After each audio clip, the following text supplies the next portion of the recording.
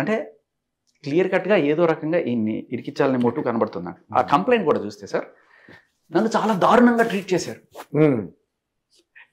నాకు ఆ కంప్లైంట్లో 25,000 రూపాయలు శారీ కొనిపెట్టారండి. నాకు 25,000 రూపాయలు శారీ కొనిపెడతారా? నాకు 25,000 రూపాయలు శారీ అంటే ఒక మనిషి జీతం రా ఇక్కడ.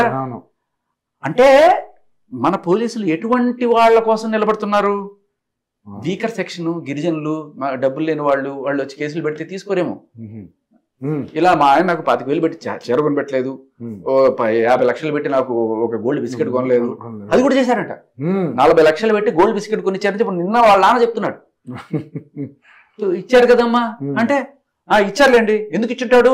రేపు ఫ్యూచర్ లో ఆ గోల్డ్ బిస్కెట్ ఆయన వాడుకుంటాడేమో, ఎవరికి తెలుసు, అందుకని ఇచ్చుంటాడు. అయినా నేను ఇవ్వనుగా, నేను నా దగ్గరే పెట్టుకుంటా. 40 లక్షల రూపాయలు పెట్టి గోల్డ్ బిస్కెట్ ఇచ్చి 25,000 రూపాయలు శారీ, ఆవిడ కంప్లైంట్ లో రాసింది అది.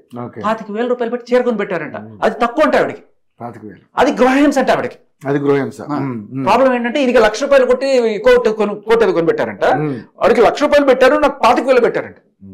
ఏంటి సార్ ఇది? చిన్నపిల్లల అంటే మెంటాలిటీ అర్థం చేసుకోండి. సో ఆ కంప్లైంట్ చూసిన ఎవరికైనా అర్థమైపోతుంది ఎక్కడ గృహహింసకి సంబంధించిన ఇంత తెలివితేటలు ఉన్న ఆవిడ ఖచ్చితంగా ఎవిడెన్స్ చూపించగలిగేది, బట్ లేవు.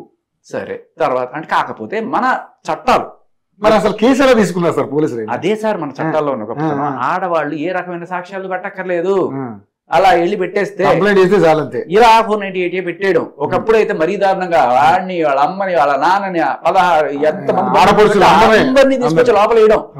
క్రూరమైన సెక్షన్ సార్ ఇది. క్రూరం, మగాడి జీవితాలని ఆడుకోవడం కోసం పెట్టిన సెక్షన్ అది 498. Supreme court judge, can you imagine, ఆయన చేసిన స్టేట్మెంట్ ఈ 498 సెక్షన్ అనేది లీగల్ టెర్రర్